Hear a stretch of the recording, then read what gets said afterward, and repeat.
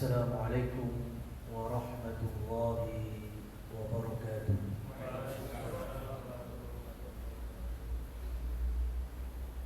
Innal hamdalillah nahmaduhu wa nasta'inuhu wa nastahdihi wa natubu ilayhi wa na'udzu billahi min shururi anfusina wa sayyiati a'malina.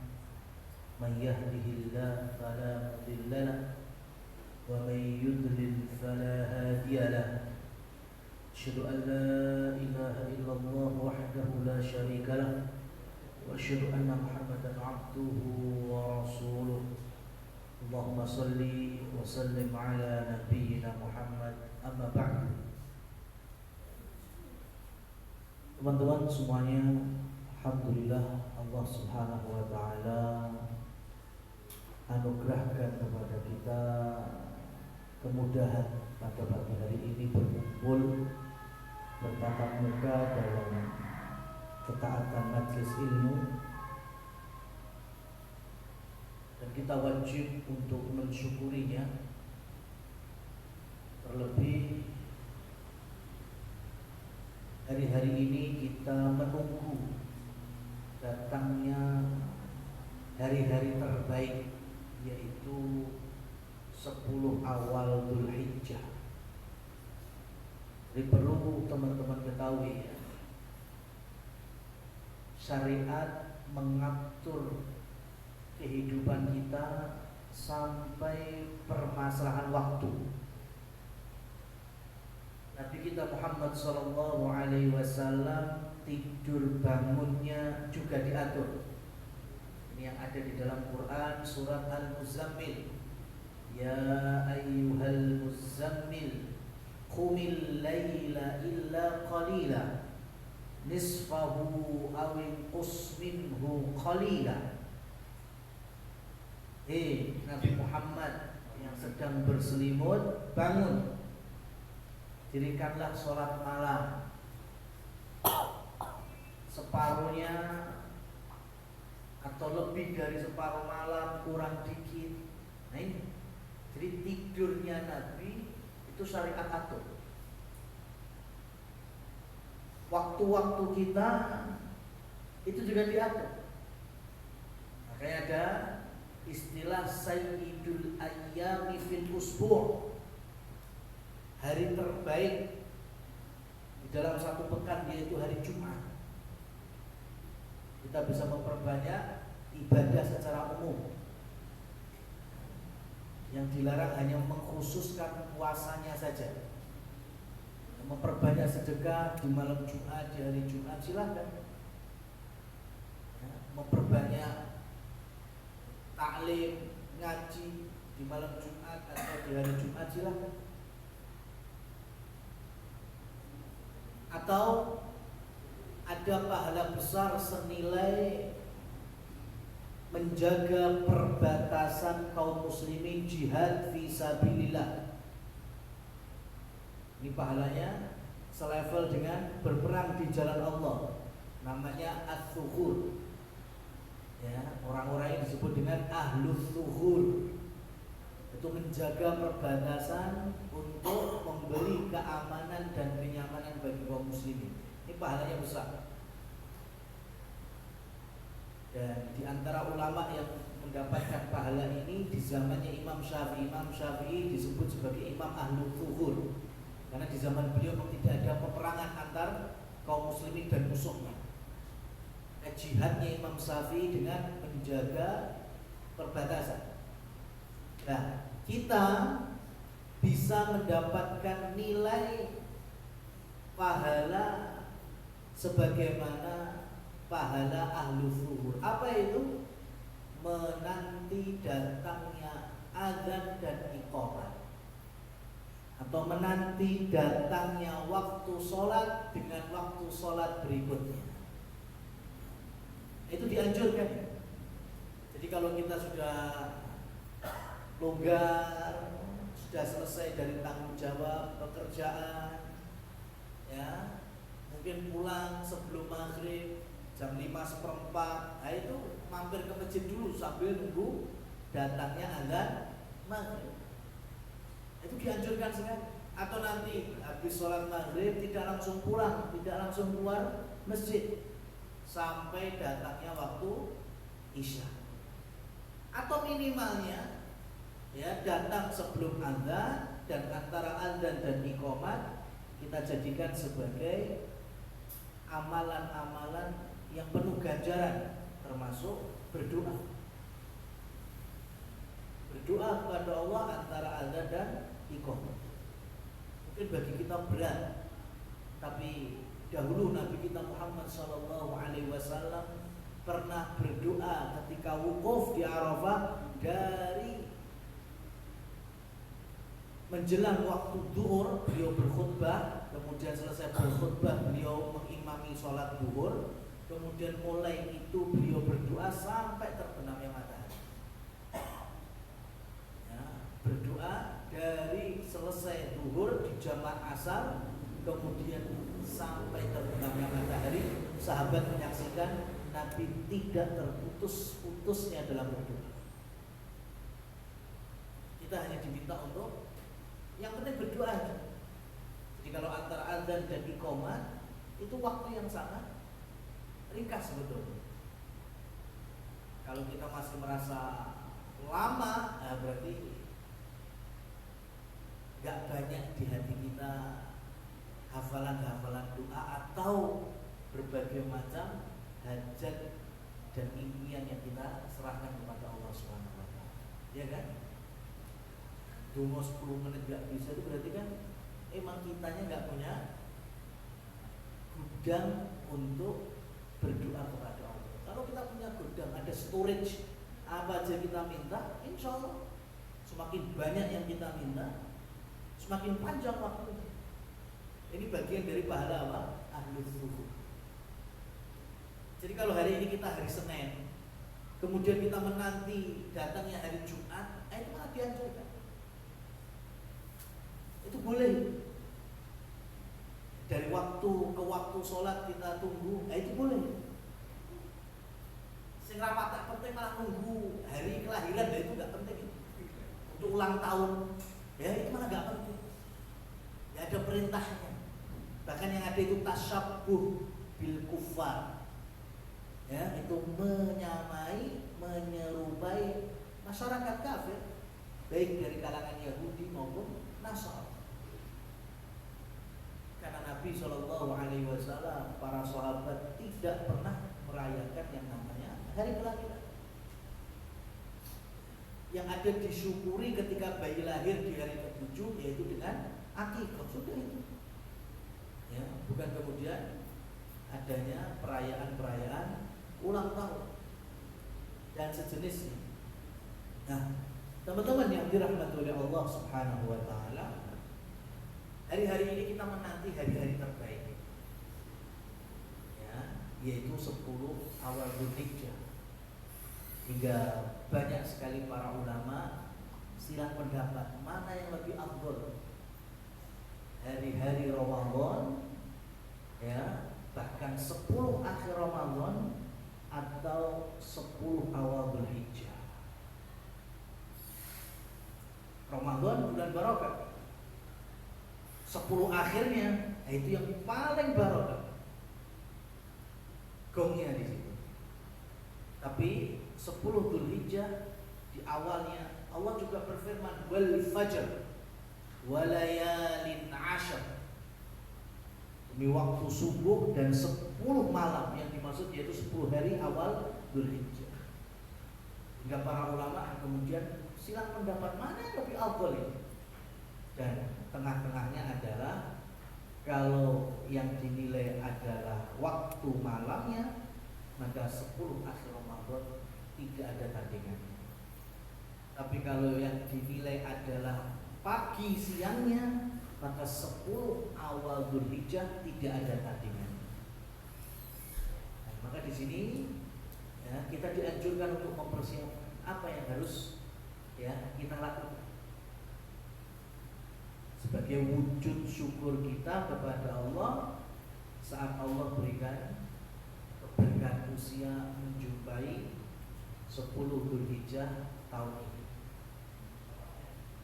Teman-teman yang dirahmati Allah Subhanahu wa taala, Islam ini sempurna salah satunya karena adanya Al-Qur'an, kitab suci paling sempurna dibandingkan sebelum-sebelumnya. Ketika Allah turunkan Zabur ya, di sisi Nabi Daud, sempurna di zamannya. Ketika Allah turunkan Taurat kepada Nabi Musa, ya sempurna di zaman itu. Allah turunkan Injil, Allah turunkan Suhuf kepada sebagian para nabi dan rasulnya, itu sempurna di zamannya. Tapi dengan turunnya Al-Quran di sisi Nabi kita Muhammad Sallallahu Alaihi Wasallam, maka Al-Quran itu menyempurnakan dari kitab-kitab suci-suci sebelumnya, paripurna. Nah, kenapa Al-Quran disebut kitab paling sempurna? Di antara cirinya karena ada ayat-ayat dan surat-surat mufassalah. Ini kalau pendapatnya para ahli tafsir. Karena Al-Quran itu kalau dilihat dari panjang pendeknya surat dan ayat itu terbagi menjadi 3. Ada yang disebut dengan mutawwalat. Mutawwalat itu surat yang panjang-panjang, seperti Al-Baqarah, Ali Imran, seterusnya sampai At-Taubah. Ya, itu dikenal dengan surat Al-Mutawwalat. Dan ternyata di kitab suci sebelumnya ada kayak gitu. Dalam Taurat ada ayat-ayat yang panjang-panjang itu ada. Yang kedua jenisnya mi'in. Mi'in itu yang jumlah ayatnya kurang lebih 100, 110, 109, 90 sekian. Nah, itu namanya surat-surat mi'in. Itu di kitab-kitab sebelumnya seperti Zabur itu ada model-model ayat-ayat yang jumlahnya kurang lebih 100. Yang tidak dimiliki kitab suci sebelumnya yang Allah turunkan adalah Al-Mufassalat. Jenis yang ketiga itu hanya ada dalam Al-Quran. Di kitab-kitab sebelumnya nggak pernah ada. Apa itu Al-Mufassalat? Al-Mufassalat itu surat-surat yang ayatnya pendek-pendek, jumlahnya juga nggak sebanyak 2 sebelumnya, tapi kandungannya Masya Allah ya, mukjizat semuanya. Dan dari Mufassalat itu ada 3 surat terpendek yang jumlah ayatnya cuma 3. Ada Wal Asri ya, ada An-Nasr idza jaa nasrullahi wal fath, dan ada Al-Kautsar inna a'tainakal kautsar. Ini kaum muslimin dan muslimat di antara kita insyaallah hafal semua surat ini. Pendek, tapi yang kata ahli tafsir 3 ayat pada surat-surat ini tadi pendek ayatnya, ringkes suratnya, tapi kandungannya mukjizat semua. Mau dikaji total itu bisa berjilid-jilid tafsirnya para ulama. Dan namanya Al-Quran, di antara mukjizatnya itu ada kesinambungan antara ayat dengan ayat sebelum atau sesudah. Contohnya ya, kita bicara surat Al-Kautsar. Sebelum surat Al-Kautsar surat apa? Ya, sebelum surat Al-Kautsar surat apa? Surat Al-Ma'un, betul. Surat Al-Ma'un. Surat Al-Ma'un itu temanya Allah menerangkan siapa aja para pendusta agama. Ara'aital ladzi yukadzibu bid-din, fadzalikal ladzi yad'ul yatim. Itu cirinya, menghardik anak yatim. Ya, enggak mau ngasih sedekah, ngasih makan, memelihara anak yatim. Sampai fawailul lil musallin, orang yang sholat aja bisa menjadi pendusta agama. Kapan? Alladzina hum an sholatihim sahun, yang melalaikan gerakan sholat. melalaikan waktu sholat, gampang nih sholat, meremehkan sholat, itu semuanya ciri-ciri pendustaan.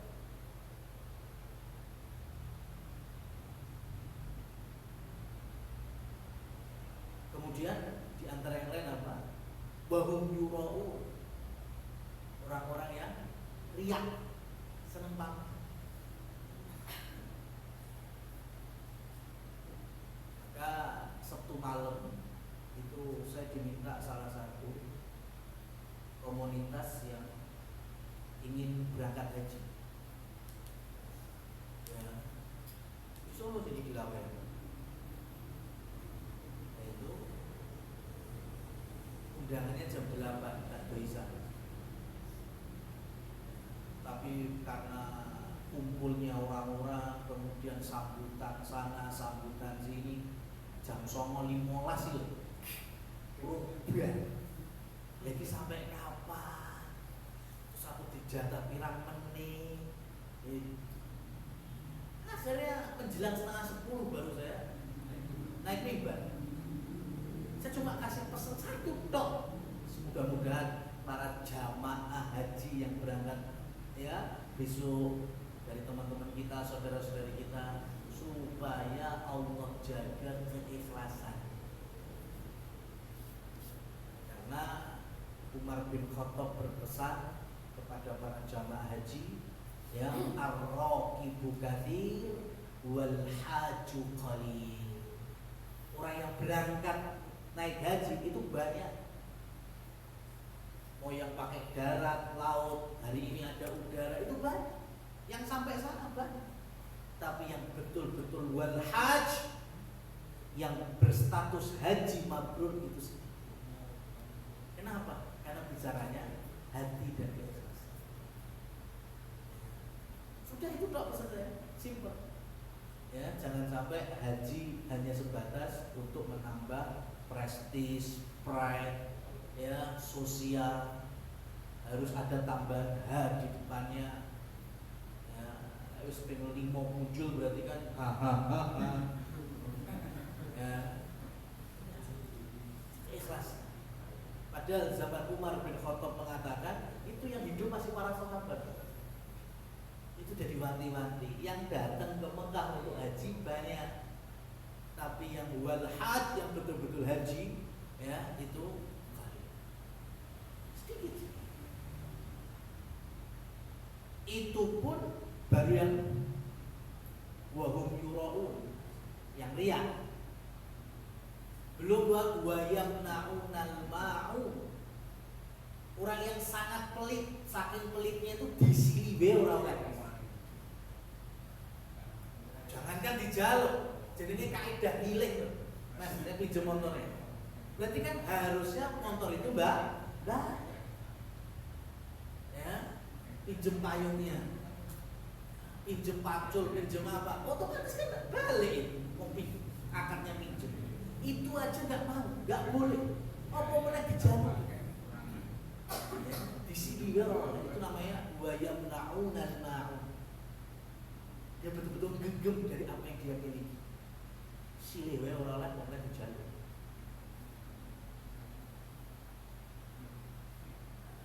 Termasuk kalau di hari-hari ini ya, terkait dengan peraturan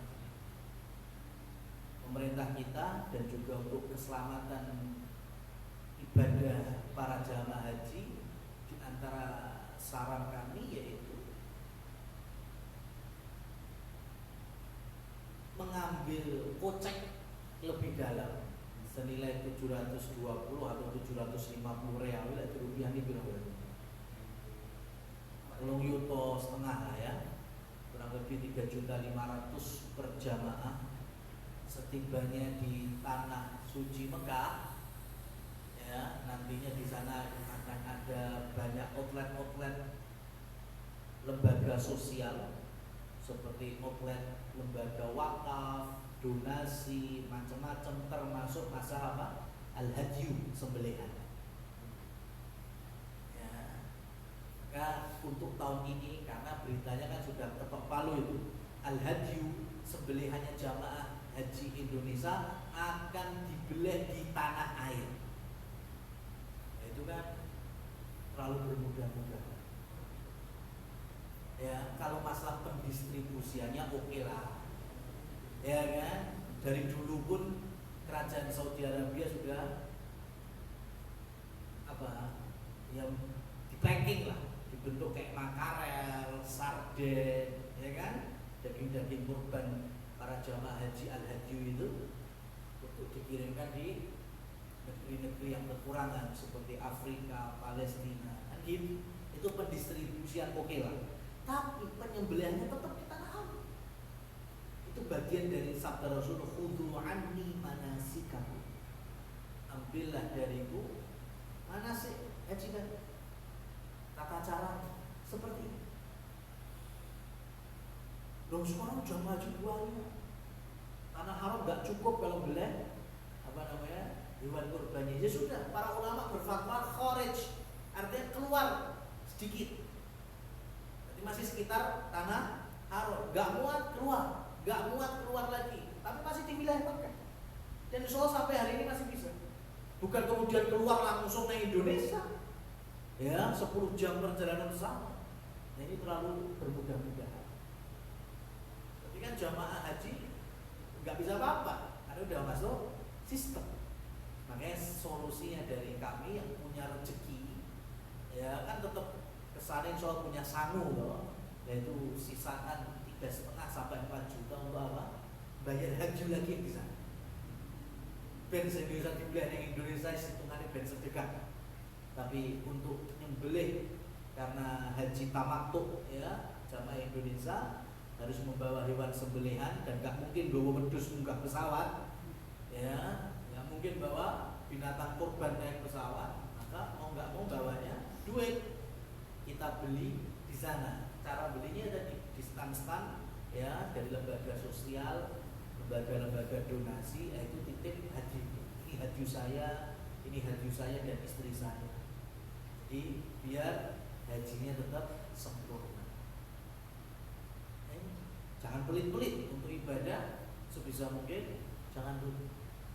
Nah, surat Al-Ma'un tadi, teman-teman yang dirahmati oleh Allah Subhanahu wa taala, ini suasana kan suasana ancaman dari Allah. Ya kan? Kira-kira Allah lagi ketok sayangnya apa ketok tegas sih? Tegas. Ya. Allah bawakan tanda-tanda orang pendusta agama, nggak suka sama anak yatim, sholat sak penake dhewe, ria, ya, kemudian pelit. Maka surat setelahnya, surat apa? Al-Kautsar, isinya berkebalikan dengan apa? Jadi kalau pengen dicintai oleh Allah, syukur kita diterima dalam wujud-wujud pembanding, ya, kebalikan dari Al-Ma'un. Nah, di situ Al-Kautsarnya di situ. Kalau kita pengen kenikmatan itu Allah limpahkan sebagaimana Allah Subhanahu wa taala berikan kenikmatan yang melimpah kepada Nabi Muhammad sallallahu alaihi wasallam. Inna a'tainakal kautsar. Karena surat Al-Kautsar ini aslinya ini surat menghibur Nabi.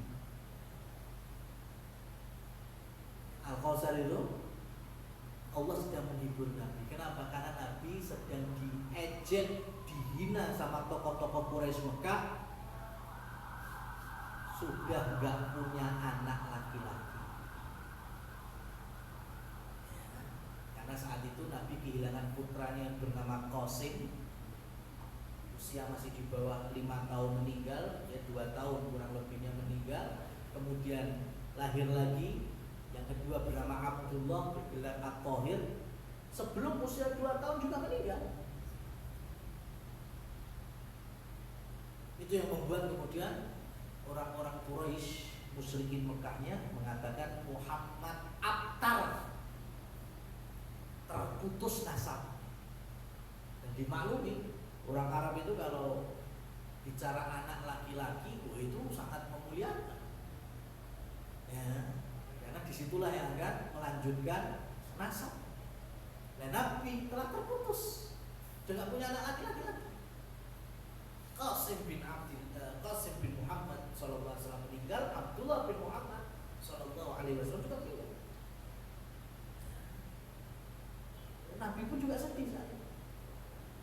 Makanya Allah hibur dengan apa? Inna syani'aka huwal abtar.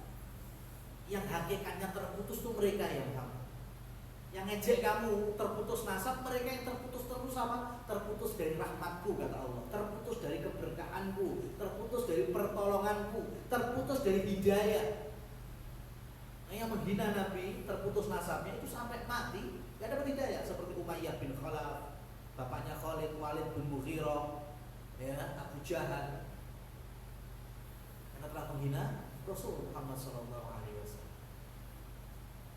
Nabi terhibur ya, dengan turunnya ayat yang ketiga tadi, inna syani'aka huwal abtar. Dan di ayat yang kedua Allah perintahkan Nabi untuk apa? Fasholli li rabbika wanhar. Salat sama nyembelih. Makanya menyembelih di hari raya itu termasuk perayaan dan isinya juga hiburan. Ayyamul Aid yaumu aklin wa syurbin wa dzikrin wa fi riwayah wa bi'alin. Hari raya itu hari makan-makan, minum-minum, hari keluarga, tapi jangan lupa ya juga mengagungkan asma Allah. Makanya mulai dari ya kan ada takbir mutlak, ada takbir muqayyad. Takbir mutlak itu ada ulama yang paling longgar dari tanggal 1 Dzulhijjah. Sudah boleh bertakbir. Ya, dikuatkan malam 9 Dzulhijjah. Jadi tarwiyah selesai ya, tanggal 9 Dzulhijjah itu sudah mulai takbir. Takbir muqayyadnya ya mulai dari malam Id sampai selesainya tasyrik waktu asar. Jadi tanggal 13 Dzulhijjah waktu asar itu paling akhir. Namanya zikir, mengingat Allah. Jadi kalau tanggal 1 kok ternyata musola sampean atau masjid sampean ada takbiran, jangan langsung disalahkan. Ya, apa meneh jare wong Jawa, oh buka wong masjid ning kuburan jare sapa? Itu mengingat Allah so. Buka mayit, memang mayit so tangi dewi. Urusannya sudah beda, alamnya sudah beda. Ya, ini mulai tanggal 1 Dzulhijjah, teman-teman mungkin berangkat atau pulang daripada ngelanut, ya ngelamun, mending takbir Allahu Akbar, Allahu Akbar, Allahu Akbar. La ilaha illallah wallahu akbar, Allahu akbar walillahil hamd. Begitu. Ya, dapat pahala. Dan di hari rayanya silakan berbahagia dengan makan-makan. Ya, sama keluarga, refreshing, jalan-jalan. Karena ini dirayakan. Menyembelih pengorbanan tapi dirayakan itu cuma ada di Islam. Terlebih Nabi kita Shallallahu Alaihi Wasallam dalam ayat yang kedua itu diminta nyembelihnya apa? Wanhar. Menyembelih apa berarti? Unta. Jadi kalau syukur itu kalau bisa optimal. Ya. Sekarang dari hewan kurban mana yang paling mahal? Tentu unta. Karena dilihat dari cara menyembelihnya itu ada dua. Yang pertama adalah nahar, yang kedua adalah dzabh. Nahar itu hanya diperuntukkan untuk unta karena posisinya. Nahar itu leher dekat sama badan, itu namanya nahar. Kalau dzabh itu leher cedak ambek sirah. Ulangi ya. Jadi kalau nahar itu leher yang dekat dengan badan, itu cuma di unta. Makanya unta itu belahnya ngadeg, berdiri dulu. bulunya rada glundeng itu. Ya, maka nggak dicari yang dekat sirai, das itu tidak. Tapi yang dekat badannya. Dicubles, jelek, gorok, muncrat, gede, lemes, dekrok. Ya, itu unta. Tapi selain unta semuanya harus double. Gak boleh nahar. Double itu berarti yo diglempangno, kemudian diklekek di leher, yang cedak ambil dasi. Apapun itu, mau hewan kurban seperti kambing seluruh jenisnya, sapi seluruh jenisnya, ya, atau yang halal meskipun bukan hewan kurban, ayam, entok, jerapah haram karena itu binatang buas. Ya, jerapah sampai dilenge boneka jerapah, sopo asli jerapah cedai. Ya, tawendang ya tinggal nama. Jerapah itu terhitung binatang buas, ya wahsy. Jadi haram untuk dikonsumsi. Jadi kalau ayam, mentok, bebek itu juga harus dzabh. Karena nahar diambil dari firman Allah, wanhar, menyembelihlah, itu menyembelih unta, khusus unta bagi Rasul sallallahu alaihi wasallam. Jadi kalau binatang halal lain disembelih dengan nahar boleh apa enggak? Saya tanya teman-teman, hewan lain selain unta disembelih pakai nahar boleh apa enggak? Enggak boleh, harus didzabh, dikletok. Tapi sayangnya hari ini, mohon maaf nih, di beberapa gerai, warung makan, resto, ya, itu kalau ayam biasanya kalau pesen kepala, itu ada model nyembelihnya nahar, bolong ini tok, nggak diklecek. Nah ini teman-teman harus hati-hati, jangan dikonsumsi. Tapi teman-teman biasanya jajan itu pilih tepung, ya kan, paha bawah, dada, lama rakyat udas. Tapi kalau beli mungkin ingkung utuh atau ayam utuh, kan itu salah satunya ada dasi kan. Nah itu teman-teman lihat itu, kalau ternyata cuma bolong, nah itu berarti menyalahi syariat di dalam menyembelih. Statusnya maita, bangkai, nggak boleh kita konsumsi. Sampai duit kucing mayan, bikin kucing, ya. Jadi harus model di double, dikletok. Ya, karena nahar itu hanya ada satu, yaitu unta.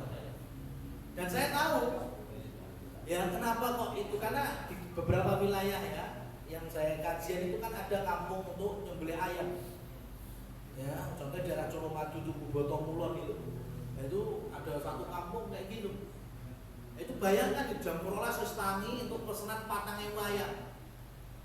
Ya, sebelum subuh udah diambil.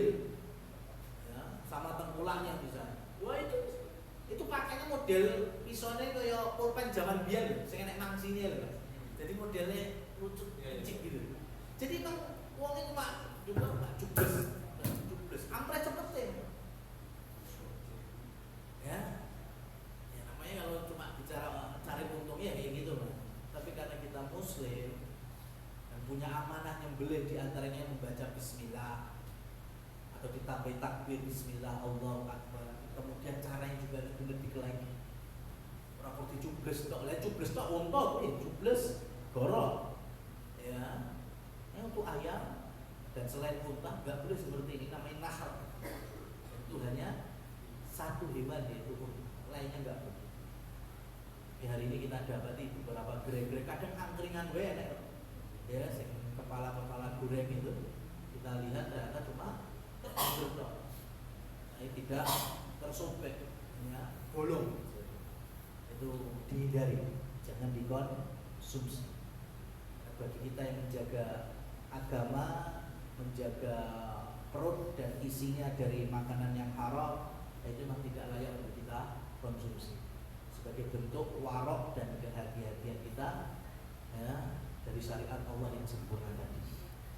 Baik, teman-teman yang dirahmati oleh Allah Subhanahu wa taala, jadi Nabi diminta oleh Allah Subhanahu wa taala, syukurnya karena dapat hiburan yang diantaranya dengan menyembelih hewan terbaik yaitu unta. Kalau nabi sebelumnya ya itu berkorbannya malah lebih lagi, mengorbankan anak, yaitu Nabi Ibrahim. Ya, Nabi Ibrahim beliau mimpi 3 hari 3 malam. Mimpi. Ya, jadi dari malam ke-6, malam ke-5, 6, 7. Dzulhijjah, Nabi Ibrahim mimpinya sama. Apa itu? Beleh anak.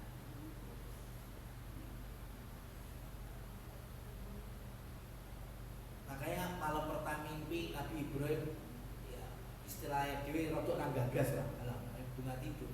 Padahal mimpi Nabi wahyu. Tapi ternyata besok malamnya lagi, makanya sampai tanggal 8 Nabi Ibrahim yakin ini betul-betul perintah. Makanya mimpinya ini betul-betul menjadi riwayat perintah. Nah, kemudian riwayat dalam bahasa Arab ini diambil dari kata Arab rawa yarwi riwayatan wa tarwiyatan.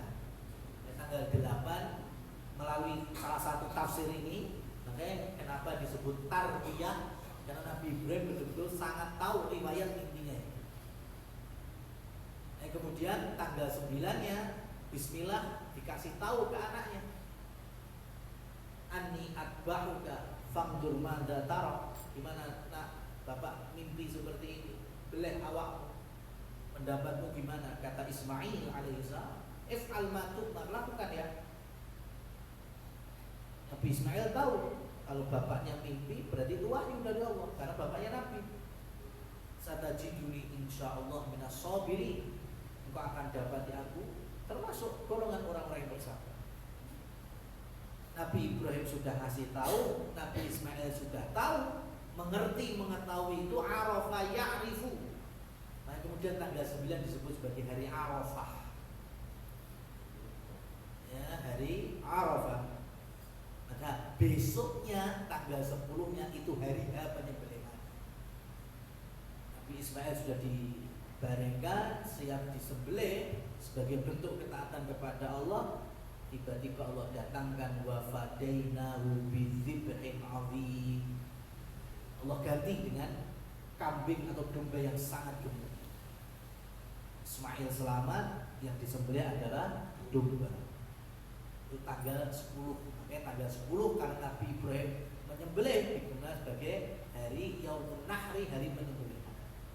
Maka Idul Adha itu disebut sebagai hari penyembelihan dimulai tanggal 10 waktu duha. Adha kemudian sembelihannya sebutnya udhiyah, kemudian waktunya namanya duha, itu satu akar kata. Duha, adha, udhiyah.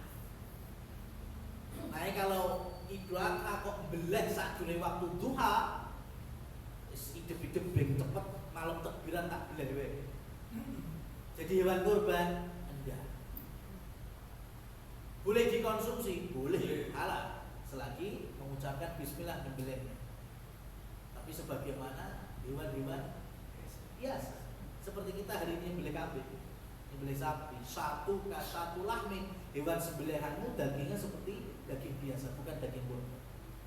Jadi kalau pengen kurban statusnya harus disembelih di waktu duha sesudah sholat Id.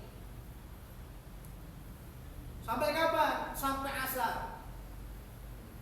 Kalau ternyata hewan kurbannya banyak, ya, wah ini sampai maghrib gak bakal selesai, hentikan. Karena kalau sudah masuk waktu surut atau malam menyembelih hewan kurban itu hukumnya makruh. Dan terus lanjutkan besok di waktu duha, hari tasyrik yang pertama tanggal 11. Ya, sampai kapan? Sampai asar lagi, sampai sore. Ya, habis asar jelang surut hentikan. Kalau seenak-enak ya ditabung dulu. Besok lagi waktu duha, hari tasyrik yang kedua, ya tanggal 12. Boleh lagi. Enggak masalah. Sampai kapan? Sampai hari ketiga tasyrik, itu tanggal 13 Dzulhijjah mentok waktu asar. Baru selesai semuanya penyembelihan. Kalau disembelih sebelum waktu itu tanggal 10 sebelum sholat Id dan sesudah syuruk tanggal 13, ya berarti sudah masuk 14 Dzulhijjah, maka sudah tidak dianggap hewan kurban, hewan biasa saja. Jadi itulah setidaknya sebagai tambahan kajian kita baru berkaitan dengan wujud syukur kita, ya salah satunya jauhi ciri-ciri pendusta agama. Apa tadi? Menghadiah anak yatim, berarti kita harus sayangi. Melalaikan sholat, makanya fasolli al-kausarnya, sholatlah sesuai dengan waktunya, sesuai dengan gerakannya, ya tertibnya, tumakninahnya. Wahum yura'un, riya, pendusta agama, maka al-kausar apa? Fasolli li rabbika, sholatlah, berkorbanlah untuk Tuhan, ikhlas lillahi ta'ala. Jangan sampai ada embel-embel yang lain. Wa yamna'un al-ma'un, pelit, kikir, maka diobati dengan al-kausarnya apa? Wan menyembelih, keluarkan duit untuk berkorban, membeli hewannya atau sedekah-sedekah umum yang lainnya. Wallahu a'lam bishawab. Waktu kami kembalikan ke pembawa acara. Masih ada waktu 10 menit, monggo yang mau bertanya.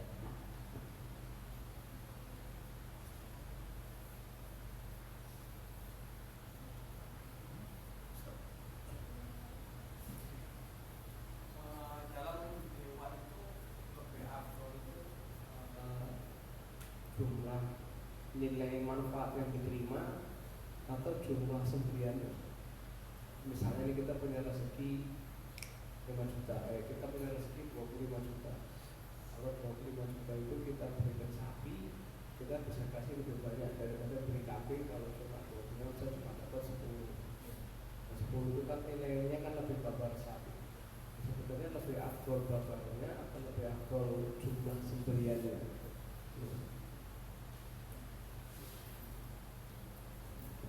Barakallahu fikum. Terkait dengan pendistribusian daging kurban itu berbeda dengan amalan kurban. Ya, beda di mana? Nabi kan bersabda kan, jadi tidak ada di 10 awal Dzulhijjah ibadah yang mengungguli dengan menumpahkan darah kurban, yaitu dengan menyembelih. Memang tidak ada yang lebih istimewa di 10 awal Dzulhijjah ibadah melebihi ibadah berkurban bagi selain jamaah haji. Nah, salah satunya itu dengan menyembelih binatang kurban. Dan banyak riwayat Nabi SAW itu berkurban, contohnya dohan Nabi bikabsyaini. Nabi satu orang beliau tapi berkorban dengan 2 ekor kambing. Nabi pernah berkorban lebih daripada itu. Bahkan Nabi pernah berkorban 100 unta, 60-nya disembelih single, 40-nya dikasrahkan ke Ali bin Abi Thalib.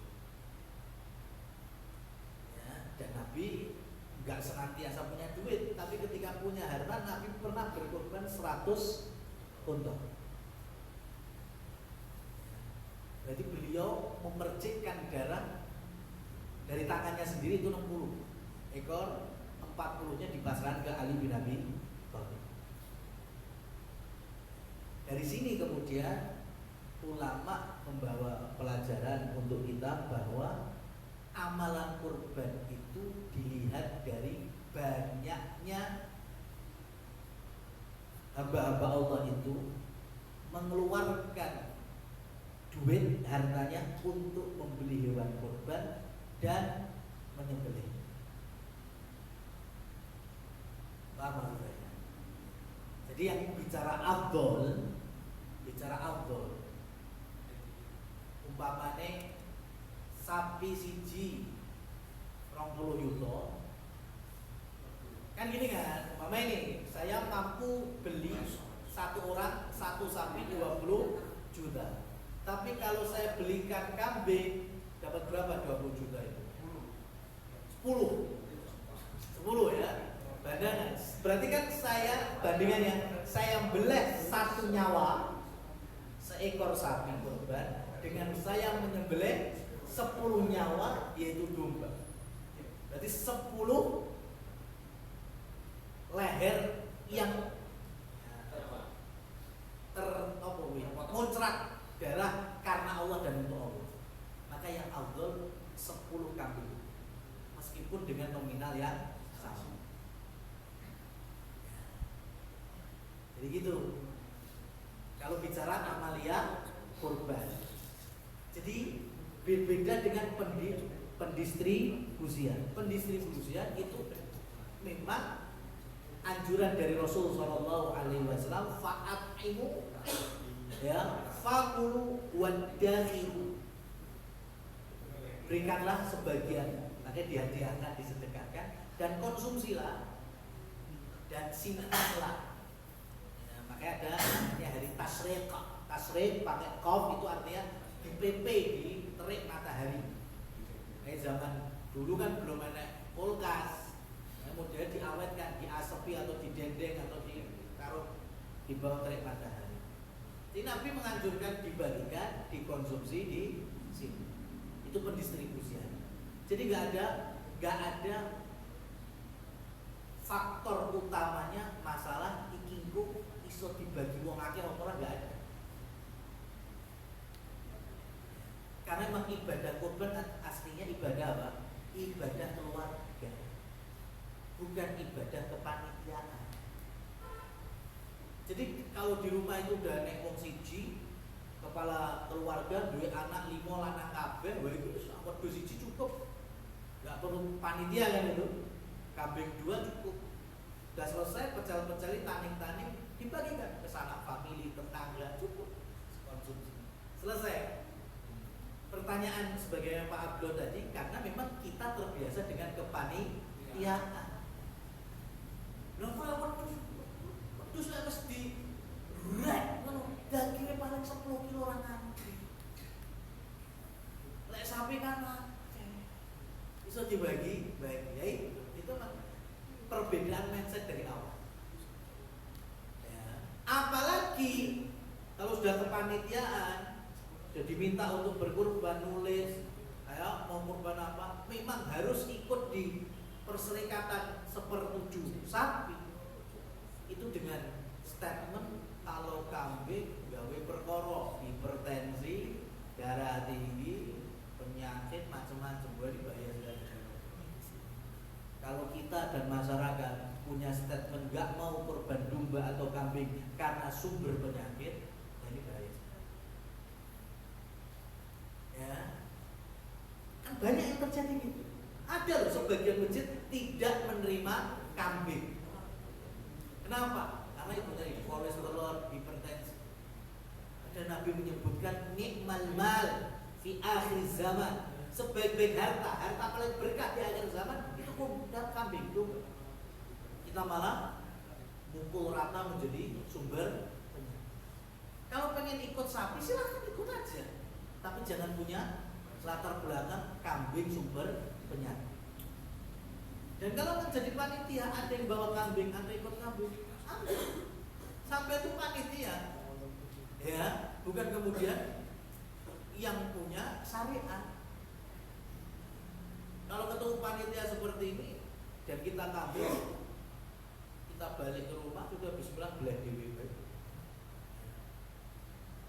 Jadi bukan kemudian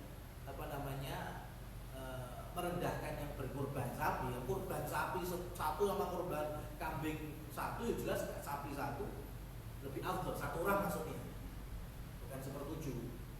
Satu orang kurban satu ekor sapi dengan satu orang kurban satu kambing, tentu satu ekor sapi dengan satu orang yang beli itu lebih afdal. Dagingnya juga bisa lebih banyak dibagikan. Tapi kalau perbandingannya 7 sama 1, tentu yang 1 berkorban 1 nyawa ini lebih afdal. beli sapi satu dengan domba sekian, kalau bicara dari amaliyah kurbannya lebih banyak, kambingnya lebih banyak. Wallahu a'lam bishawab.